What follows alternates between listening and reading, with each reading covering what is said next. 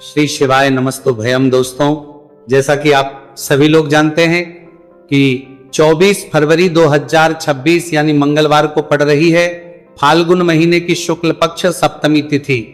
और दोस्तों, ये वह तिथि है जो फाल्गुन महीने में पड़ने वाली सबसे बड़ी तिथि है, क्योंकि यह मंगलवार के दिन पड़ रही है। और हमारे हिंदू धर्म में इसका बहुत ही बड़ा और विशेष महत्व होता है।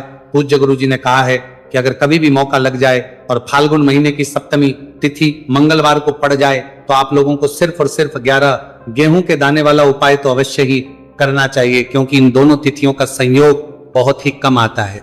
इसी के साथ दोस्तों, गुरुजी ने कहा है कि जब भी फाल्गुन महीने की सप्तमी तिथि पड़े तो आप लोगों को सिर्फ और सिर्फ 11 गेहूं के दाने वाला उपाय तो अवश्य करना। यह उपाय इतना खास है कि अगर आपने सही मुहूर्त पर सही क्रिया अनुसार 11 गेहूं के दाने वाला उपाय कर लिया, जो प्राचीन काल के समय का महा उपाय है, तो मान के चलिए दोस्तों, महादेव जी के आशीर्वाद से आपके जीवन का कितना ही बड़ा दुख हो उससे आपको मुक्ति मिल जाएगी। आपकी कोई भी मनोकामना हो, मान लीजिए आप नौकरी की तैयारी कर रहे थे तो आपकी नौकरी लग जाएगी, आपका बंद पड़ा व्यापार चल पड़ेगा।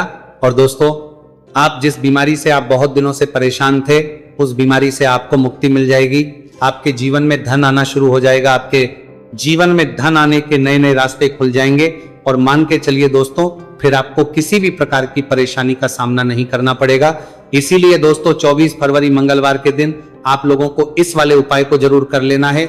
भले ही आपने पूरे साल भर इस उपाय को ना किया हो, पर अगर आपने इस फाल्गुन महीने में पड़ने वाली सप्तमी तिथि के दिन अगर इस वाले उपाय को कर लिया तो आपको इस उपाय को करने का वो फल मिलेगा जिसकी आपने कभी भी नहीं करी होगी। इसीलिए आप लोग इस गेहूं वाले उपाय को एक बार जरूर करने के लिए, वो आप 30 बार पर बना रहा है, लेना, ताकि आप लोगों के हाथ से ये मौका ना जा सके और आपको इस उपाय को करने का फल मिल सके। दोस्तों, ये उपाय पंडित जी ने अपनी अभी की ही शिव महापुराण की कथा में बताया है, जो इस उपाय को आज हम आपको बहुत अच्छे से समझाने वाले हैं। इस वीडियो को देखने के बाद इस उपाय को समझने के लिए आपको कोई और वीडियो को देखने की जरूरत नहीं पड़ेगी। तो दोस्तों, इस उपाय को आपको कैसे करना है, कब करना है, कहां पर करना, और उपाय को करते समय आपको किन किन गलतियों को नहीं करना है और आपको किन किन बातों का ध्यान रखना है, ये सारी जानकारी हम आपको इस वीडियो में देंगे। तो चलिए भक्तों, उपायों को शुरू करते हैं। अगर आप भी चाहते हैं कि महादेव जी का आशीर्वाद आप पर सदैव बना रहे तो वीडियो को लाइक करें, चैनल को सब्सक्राइब करें और कमेंट बॉक्स में हर हर महादेव जरूर लिखें। और अपने फायदे के लिए, गरीबी दूर करने के लिए इस वीडियो को पूरा देखकर जाना। यदि आज आपने वीडियो को बीच बीच में से देखा, काट काट कर देखा, तो जीवन में आपको कभी सफलता हासिल भी नहीं होगी। दोस्तों, ये 24 फरवरी मंगलवार सप्तमी तिथि का दिन ये इतना खास होता है, इतना महत्वपूर्ण होता है।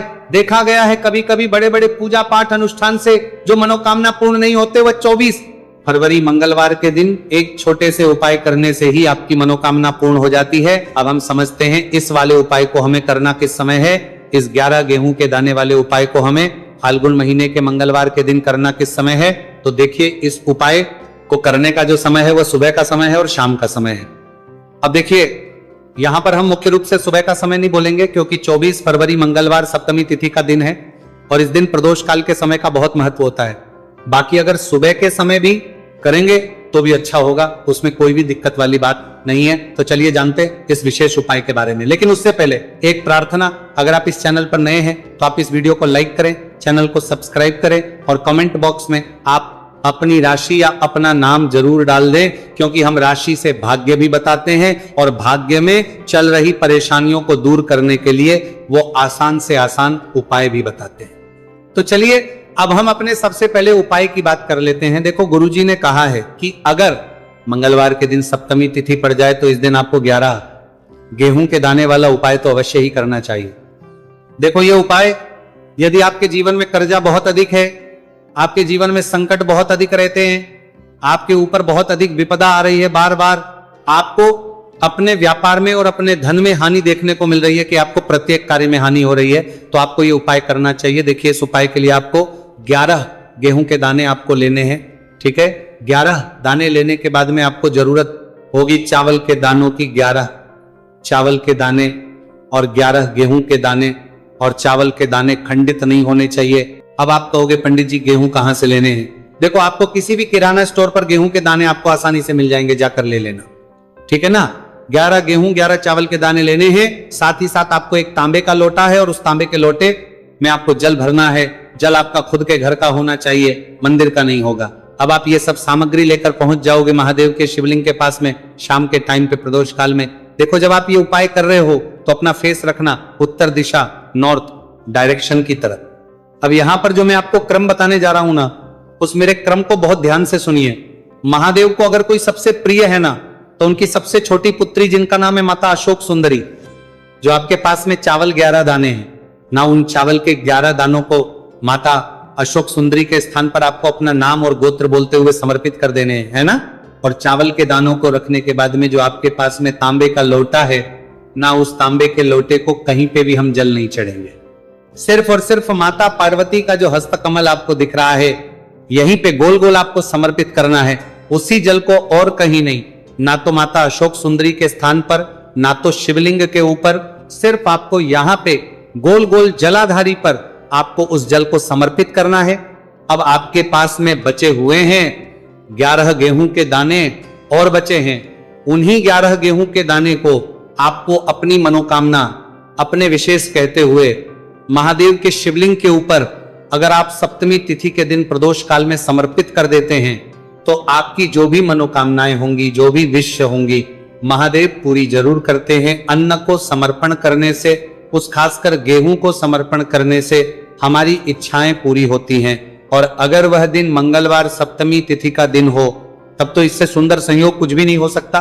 आपकी इच्छाओं को पूरा करने के लिए स्पेशल बहुत प्यारा सा उपाय आप सभी को जरूर करना है। ध्यान में रखिएगा, ये उपाय प्रदोष काल में करना है। देखो गुरुजी ने कहा है भगवान शिव के शिवलिंग पर 33 कोटि देवी देवताओं का वास होता है। अगर हम शिवलिंग के सामने कुछ भी उपाय करते हैं तो हमारे सभी देवी देवता हमसे खुश हो जाते हैं।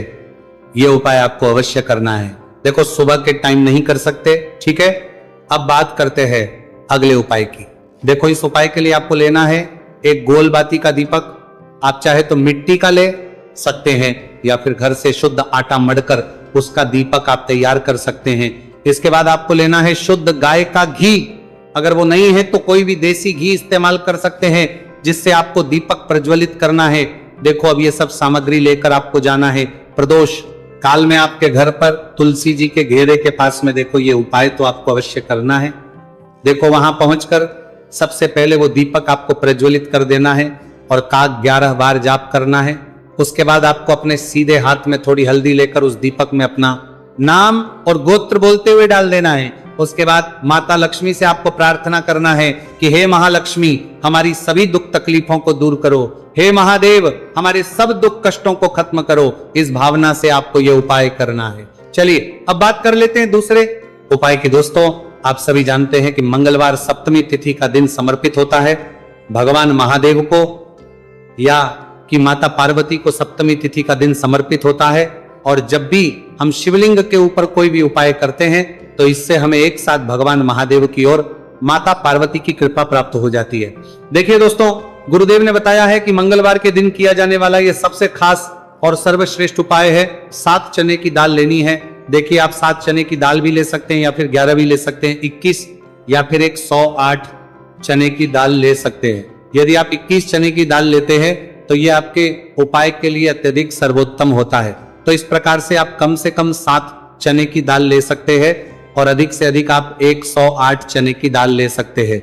अब देखिए इसी के साथ में आपको मात्र 1 लोटा शुद्ध जल लेना होगा तांबे के पात्र के अंदर अपने ही घर से, और साथ ही में आपको मात्र 1 से 2 गू के टुकड़े भी लेने हैं। देखिए मंगलवार सप्तमी तिथि का दिन भगवान महादेव को होता है। आपको ये जो सारी सामग्रियां हैं इन्हें लेकर के पहुंच जाना है भगवान शिव के मंदिर में। इस उपाय को आप सुबह से लेकर के शाम तक किसी भी समय में कर सकते हैं, लेकिन यदि आप शाम के समय इस उपाय को करते हैं तो यह उपाय आपके लिए और अधिक सर्वोत्तम होता है। तो यदि आपको प्रदोष काल के समय में मिल जाता है तो फिर आप प्रदोष काल में भी कर सकते हैं, या फिर आप पूरे ही दिन में किसी भी समय इस उपाय को कर सकते हैं। शिव मंदिर पहुंचने के बाद सबसे पहले तो आपको दक्षिण दिशा में बैठ जाना है। उत्तर दिशा की तरफ आपको अपना मुख कर लेना है। लेकिन यदि शिवालय में भीड़ है, शिव मंदिर में भीड़ है, तो फिर आप किसी भी दिशा में बैठकर इस उपाय को कर सकते हैं। तो देखिए सबसे पहले आपके पास जो गुड़ के टुकड़े हैं जो आप गुड़ के टुकड़े लेकर के आए थे, उन्हें आपको शिवलिंग के सामने ही, जो आपके पास एक लोटा जल है, उस पात्र में आपको ये गुड़ के टुकड़े डाल देना है। इसी के साथ में आप जो चने की दाल लेकर के थे, चाहे आप 7 चने की दाल लेकर के आए हैं, 11, 21, जितने भी आप चने की दाल लेकर के आए हैं, इस चने की दाल के ऊपर आपको जो आपके पास गुड़ वाला जल आपने तैयार किया है, इसमें से थोड़ा सा जल आपको इस चने की दाल पर डाल लेना है। अब देखिए, आपके पास जो गुड़ वाला जल है, इसमें से सबसे पहले थोड़ा सा जल आपको श्री गणेश जी वाले स्थान पर समर्पित कर देना है, श्री शिवाय नमस्तुभयम इस मंत्र का जाप करते हुए। फिर थोड़ा सा जल आपको श्री कार्तिकेय जी वाले स्थान पर समर्पित करना है, श्री शिवाय नमस्तुभयम इस मंत्र का जाप करते हुए। फिर थोड़ा सा जल आपको माता अशोक सुंदरी वाले स्थान पर भी समर्पित करना है, श्री शिवाय नमस्तुभयम इस मंत्र का जाप करते हुए। फिर थोड़ा सा जल आपको माता पार्वती के हस्त कमल पर समर्पित करना है और आपको श्री शिवाय नमस्तुभयम इस मंत्र का जाप कर लेना है। अब देखिए दोस्तों, आपके पास जो सा जल और शेष बचेगा, इसमें से आपको केवल थोड़ा सा जल शिवलिंग पर अर्पित कर देना है और अंत में आपको उस पात्र में थोड़ा सा जल और शेष बचाना है। पूरा जल आपको शिवलिंग पर अर्पित नहीं करना है, अंत में आपको थोड़ा सा जल और शेष बचाना है। अब देखिए, आप जितनी भी चने की दाल लेकर के आए हैं, अगर आप 7 चने की दाल लेकर के आए हैं, तो आपको 7 बार श्री शिवाय नमस्तुभयम इस मंत्र का स्मरण कर लें। यदि 11 चने की दाल लेकर के आए हैं, तो फिर आपको 11 बार इस मंत्र का जाप करना है। जितनी भी चने की दाल लेकर के आए हैं, उतनी बार आपको श्री शिवाय नमस्तुभयम इस मंत्र का जाप करना है। और फिर आपको ये जो चने की दाल है, इसे शिवलिंग के ऊपर ही समर्पित कर देनी है। लेकिन आपको ये चने की दाल बृहस्पतेश्वर महादेव का स्मरण करते हुए ही शिवलिंग पर अर्पित कर देनी है और आपको अपनी मनोकामना को भी बोल देनी है। आप जो भी मनोकामना है, चाहे वो धन प्राप्ति को लेकर हो, नौकरी से संबंधित हो, विवाह से संबंधित हो, या फिर आपके मकान जमीन जायदाद से संबंधित हो, चाहे ग्राहक क्लेश से संबंधित हो, या फिर किसी भी प्रकार की जो मनोकामना है, उसे आपको बृहस्पतेश्वर महादेव से परिपूर्ण करने की प्रार्थना कर लेनी है। और इसके बाद आपके पास जो पात्र के अंदर थोड़ा सा से जल और बचा हुआ था, इसे भी आपको धीरे धीरे भगवान शिव की पर ही अर्पित कर देना होगा। श्री शिवाय नमस्तुभयम इस मंत्र का जाप करते हुए पूज्य गुरु जी कहते हैं कि फाल्गुन महीने का मंगलवार सप्तमी तिथि को जो भी व्यक्ति इस प्रकार से यह चमत्कारिक उपाय कर लेता है, तो उसकी जो मनोकामना है वो भगवान लक्ष्मी नारायण की कृपा से तथा महादेव की कृपा से बहुत ही जल्द परिपूर्ण हो जाती है। बात करते हैं अगले उपाय की। देखो, इस उपाय के लिए आपको मात्र 2 लौंग लेनी होगी, या कि आपको लौंग का जोड़ा लेना है। 2 फूल वाली आपको लौंग लेनी है। लौंग का जोड़ा कहीं से भी खंडित नहीं होना चाहिए, इस बात का ध्यान रखें। इसी के साथ में आपको लेना होगा लाल चंदन का पाउडर। देखिए, यदि आपके पास लाल चंदन की लकड़ी है, तो उसे घिसकर भी आप चंदन के रूप में प्रयोग कर सकते हैं। यदि पाउडर है, उसका भी आप अपने उपाय के लिए प्रयोग कर सकते हैं। देखिए, चंदन जो है वो तेज का प्रतीक माना गया है और साथ ही साथ जीवन के अंधकार को दूर करने का प्रतीक माना गया है। अब इसी के साथ में आपको मात्र एक तांबे के पात्र के अंदर शुद्ध जल लेना होगा। अपने घर से अब दोस्तों ये तीनों सामग्री लेकर के सीधे आपको पहुंच जाना होगा भगवान शिव के मंदिर में। देखिए, इसी के साथ में आपको एक गोल बाती का दीपक भी लेना होगा। दीपक आप मिट्टी का भी ले सकते हैं, शुद्ध आटा मढ़कर उसका भी तैयार कर सकते हैं। और दीपक में आप शुद्ध घी का प्रयोग करना है। लेकिन जैसे ही आप इन सभी सामग्रियों को मंदिर में लेकर के पहुंचेंगे, मंदिर में जैसे ही आप चौखट के वहां पर पहुंचेंगे, तो मंदिर की चौखट के सीधे तरफ आप जो अपने साथ एक गोलबाती का दीपक लेकर के आए हैं, उसे आपको सबसे पहले तो प्रज्वलित कर देना है। यानी कि जैसे ही आप मंदिर की चौखट के वहां पर प्रवेश करते हैं, तो उसके सीधे तरफ आपको ये गोलबाती का दीपक प्रज्वलित कर देना है। अब देखिए, जैसे ही ये दीपक प्रज्वलित करेंगे, तो आपकी जो भी मनोकामना है उससे आपको बोल देना है। आप इस दीपक को इस प्रकार से प्रज्वलित करने के बाद इन सभी सामग्रियों को शिवलिंग के पास में लेकर पहुंच जाना है। अब देखिए दोस्तों, आपके पास जो एक तांबे के पात्र के अंदर शुद्ध जल है, उसमें से आपको केवल आधा लोटा जल ही भगवान शिव के शिवलिंग पर अर्पित करना है। आधा लोटा जल आपको उसी पत्र के अंदर बचा लेना है। अब दोस्तों, पास जो 2 लौंग है, यानी कि लौंग का जोड़ा है, उससे आपको अपना नाम और अपने गोत्र को बोलते हुए आपकी जो भी समस्या चल रही है, आपके जीवन में जो भी परेशानी उत्पन्न हो रही है, उन्हें आपको बोल देना है। और ये जो लौंग का जोड़ा है इसे आपको भगवान शिव के शिवलिंग पर अर्पित कर देना है। जैसे आप ये 2 लौंग शिवलिंग पर चढ़ाएंगे तो अपना हाथ जो है वहां पर आपको रखना है और महादेव से आपको करनी है कि मेरे जीवन की ये जो परेशानियां हैं ये सभी दूर हो जाए। यानी कि आपके जीवन में धन की संबंधित परेशानी चल रही है, कर्ज की समस्या चल रही है, बच्चों का पढ़ाई लिखाई में मन नहीं लग पा रहा है, घर के जो आर्थिक संकट है वो सभी दूर हो, व्यापार आपका ढंग से नहीं चल पा रहा है, घर में रोग की स्थिति बनी हुई है, यानी कि जिस भी प्रकार की आपकी समस्याएं हैं उसे आपको बोल देना है और महादेव से इन सभी समस्याओं को दूर करने के लिए आपको प्रार्थना कर लेनी है। अब देखिए दोस्तों, आपने जो 2 लौंग शिवलिंग पर समर्पित की थी उससे आपको वहां से उठा लेना है और इन दोनों लौंग को आपको शिवलिंग से उठा करके सीधे उससे जल के पात्र के अंदर डाल देना है। यानी कि अपने आधा लोटा जल और बचाया हुआ था उसी के अंदर आपको ये 2 लौंग डाल देनी है और साथ में आप जो लाल चंदन ले आए थे उस लाल चंदन को भी आपको उसी पात्र के अंदर डाल देना है। यानी कि आधा लोटा जल और बचा हुआ है तो उसी आधे लोटे जल के अंदर आपको ये लाल चंदन भी डाल देना है।